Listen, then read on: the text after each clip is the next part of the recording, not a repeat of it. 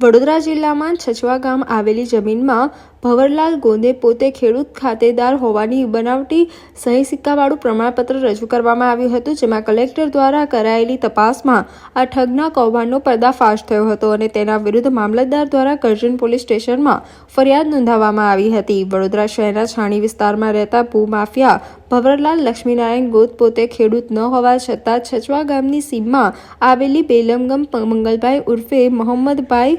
મોજમભાઈની જમીન વર્ષ 1999માં રજિસ્ટર વેચાણ દસ્તાવેજથી રાખી હતી। વર્ષ 2000માં ભવરલાલે ખાતેદાર હોવાના પુરાવા રજૂ કર્યા હતા, જેની કરજણ સર્કલ ઓફિસરે નોંધ કરી હતી, જેથી મામલતદારે ખોટા ખાતેદારના પુરાવા રજૂ કરી ભવરલાલ ગોંદને નોટિસ આપી કાર્યવાહી કરી હતી। તે દરમિયાન તેઓએ આજોડમાં ખેડૂત ખાતેદાર અને જમીન પણ ધરાવતા હતા, જે જમીન એક્સપ્રેસ વેમાં માટે સંપાદ થઈ હતી, જેનો એવોર્ડ પણ રજૂ કરાયો હતો। 18 નવેમ્બરના રોજ વિરુદ્ધ ખોટું ખેડૂત પ્રમાણપત્ર રજૂ કર્યું હોવાની કલેક્ટરમાં રજૂઆત કરાઈ હતી, જેની તપાસ મામલતદાર દ્વારા કરવામાં આવી હતી, જેમાં જાણવા મળ્યું હતું કે